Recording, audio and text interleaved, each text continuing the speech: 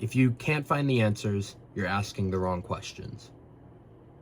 What do I mean by this? Oftentimes in our lives, when we come across problems, we immediately jump straight to, okay, what is the solution? What do I want? What are the steps I take to get there? How do I do it? I think we overlook a lot of the times how the question itself may be limiting us, or why we're even looking for the answer to the question. Let me give some examples. If I'm at a party and maybe I'm just not feeling it, I'm not having the best time, but all my buddies are, laughing and they're all super happy and I'm having a great time, and I might immediately think like, damn, how do I become happy? Like, how do I get happy? How do I get active? From the start, that question is automatically saying what I'm doing is bad and I need to get happy, and I'm not allowed to not feel a party. I'm not allowed to be sad right now. I'm not allowed to be bored. I think those kinds of hidden assumptions where perfectly valid and normal feelings are just automatically seen as wrong can be so hurtful to us, because now I'm creating a problem when there isn't one. It's okay to not, I don't like every party I go to. It's okay not to.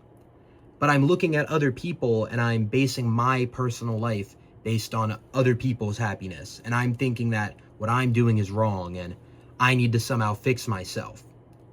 Another example, for example, is just the idea of success, where if I say, how do I become successful?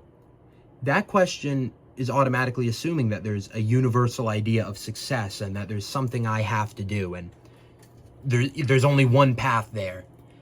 My dad's idea of success is very different from my idea of success, and different from my brother or my mother or anyone I know's idea of success. And is one person right and I'm wrong? Is my dad right? No.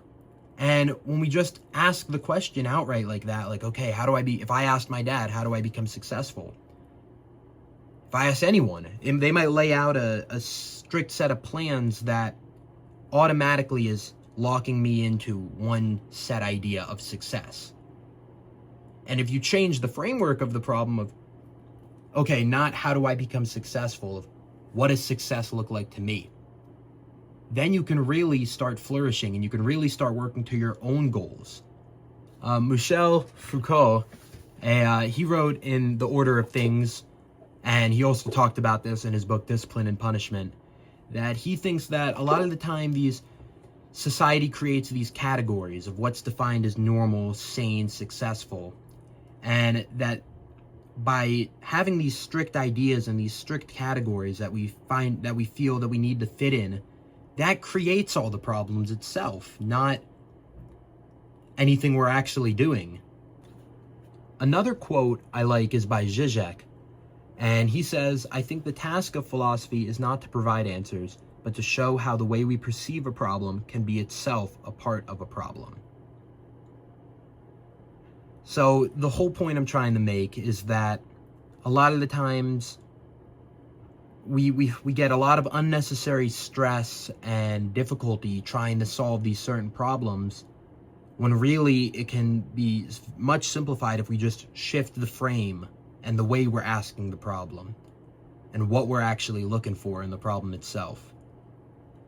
But I don't know. I'd love to hear if anyone else has anything to say in the comments, or if you know me, message me. Yeah.